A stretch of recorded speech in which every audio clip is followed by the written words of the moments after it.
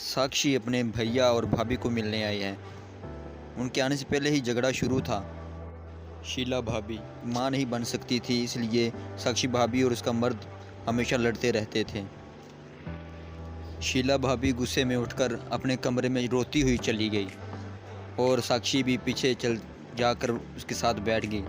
उसने कहा, आप परेशान ना हो, कोई ना कोई भगवान सबब बना ही देगा। वो बताती है कि मसला मुझ में नहीं, मसला तो तुम्हारे भैया में है, क्योंकि वो नामर्द हैं और उसने कभी मुझे पति का सुख दिया ही नहीं। शीला भाभी किचन में खाना पका रही होती है कि इसे अचानक कोई आवाज़ें सुनाई देती हैं। जब ये जाती है तो देखती है कि साक्षी के कमरे से आवाज़ें आ रही होती हैं। तो जब दरवाज़ा खोलती है तो वो साक्षी और उसका पति इंटीमेट हो रहे होते हैं। तो ये देखकर वो बड़ी हैरान होती है, क्योंकि उसने ये सुख कभी पाया ही नहीं। ये वहीं दरवाजे पर खड़ी रहती है और उनको देखती रहती है और कुछ देर बाद ये चली जाती है। और साक्षी का जो पति है उसका नाम रोहन है। रोहन की भी शीला भाभी पर नज़र होती है। वो शीला भाभी को देखता है जब किचन में काम कर रही होती है, तो वो उसको जाके पीछे से पकड़ लेता है। वो उसको कहती है पीछे हटो। वो गुस्सा करने होने लग जाती है, उससे माफ़ी मांगता है, मुझे लगा कि साक्षी है, शीला भाभी मुझे माफ़ कर दो। शीला भाभी कहती है चलो ठीक है, कोई बात नहीं। लेकिन असल में शीला भाभी के मन में भी लड्डू फूट रहे होते हैं और उसे तो मज़ा आ रहा था, लेकिन उसने एक्टिंग तो करनी थी, वो उसने की। अगले रोज़ शीला भाभी को नींद नहीं आ रही थी। वो उठ के वो जाती है, कहती है मैं देखती हूँ कि साक्षी और रोहन क्या कर रहे हैं।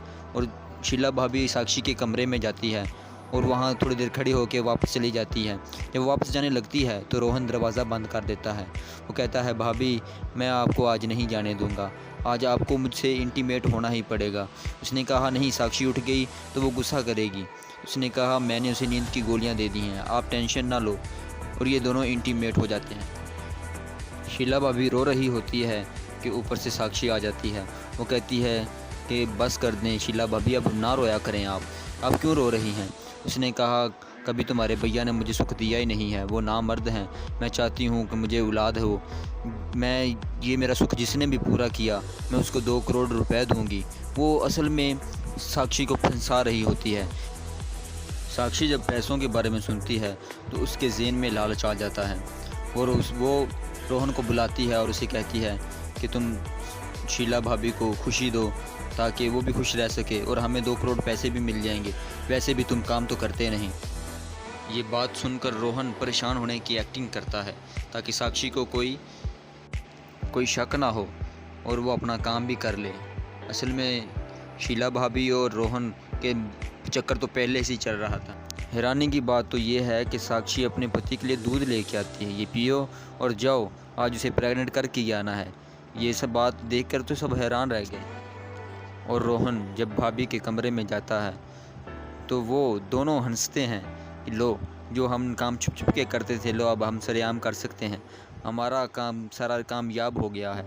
और जो शीला भाभी के जो पति होते हैं वो किसी काम के लिए हफ्ते के लिए बाहर गए होते हैं। जब वो हफ्ते के बाद घर आते हैं तो दरवाज़ा खोलता है, शीला ने उस साइड मुँह करके बैठी होती है, तो उसे लगता है कि शायद रोहन आ गया। वो इस साइड मुँह करके कहती है कि रोहन, तुम्हें पता है मैं बहुत बेसब्री हूँ, तुम जल्दी क्यों नहीं आते। जब ये बात शीला का पति बात सुनता है तो उसे सारा पता चल जाता है। वो उसको मारता है, शीला की पिटाई करता है। और हम अगले सीन में देखते हैं कि जो शीला का पति है वो मर गया है और वजह हार्ट अटैक बताई जा रही थी। अब समझ नहीं आ रहा था ये कत्ल है या उसे वाकई में हार्ट अटैक हुआ है। पुलिस वाले आते हैं, इन्वेस्टिगेशन करते हैं और चले जाते हैं। इसी तरह 1 हफ़्ता गुजर जाता है और 1 हफ़्ते के बाद पुलिस आती है।